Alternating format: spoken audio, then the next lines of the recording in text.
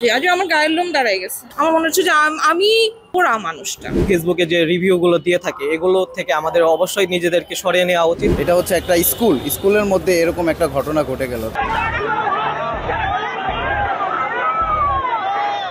২১ জুলাই মাইলস্টোনে যে অসহনীয় দুর্ঘটনা ঘটেছে, দেশবাসী যেন এখনো সেই শোক কাটিয়ে উঠতে পারছে না। সামাজিক যোগাযোগ মাধ্যমে ঘুরে বেড়ানো পুড়ে যাওয়া শিশুদের আর্তনাদ যেন আঘাত হানছে সবার হৃদয়ে। এখন তো এমন একটা অবস্থা, এটা অবর্ণনীয়। মানে কোনো মানে বইয়ের ভাষায়, কোনো বলার ভাষায়, কোথাও কোনো ভাষা নেই ওদের জন্য আমাদের কাছে। অনেস্টলি আজ আমার গায়ের লোম দাঁড়ায় গেছে। আমার গায়ের লোম দাঁড়ায় গেছে। আমার মনে হচ্ছে যে আমি পোড়া মানুষটা। আমরা এটাই ফিল করতেছি, আমি পুড়ে গেছি।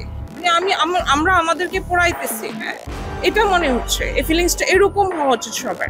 আমি ঘটনাটা শুনেছি, তখন ছিলাম আমি অফিসে। তো অফিসে হঠাৎ করে আমি যখন ফেসবুক স্ক্রল করার পরে আমি এই ঘটনাটা দেখার পরে একদমই হতবাক যে এইরকম একটা জায়গায় যে এটা হচ্ছে একটা স্কুলের মধ্যে এরকম একটা ঘটনা ঘটে গেল। এলএমই সার্টিফাইড বিশ্বসেরা কপারে তৈরি ওয়ালটন কেবলস, যা আপনার স্থাপনাকে রাখবে সব সময় নিরাপদ। তবে এরই মাঝে প্রশ্ন ওঠে, দুর্ঘটনার চিত্রগুলো সামাজিক যোগাযোগ মাধ্যমে দেওয়ার ক্ষেত্রে কতটা সচেতন আমরা।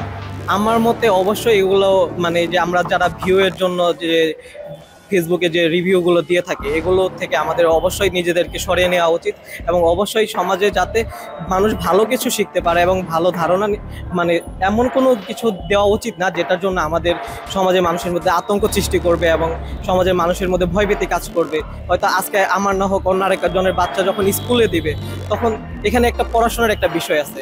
তো তাকে মানুষের মধ্যে যখন ভয় কাজ করবে তখন সে কিন্তু পড়াশোনা করতেও ভালো মতো করতে পারবে না।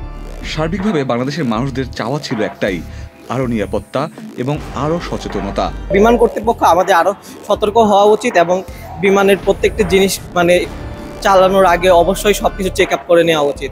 যে আমার সন্তান স্কুলে যাবে, এরকম একটা অ্যাক্সিডেন্ট হবে, যে আজকে আরেকজন, ওইটা আমার সন্তানই, আমার সন্তান নিয়ে গেছে দেখতে, এক সন্তান নিয়ে গেছে আরেক সন্তান দেখার জন্য। বাট এটা একটা দুর্ভাগ্য যে আসলে ভালো জিনিস দেখতে পারলাম না, দেখলাম কি খারাপটাই।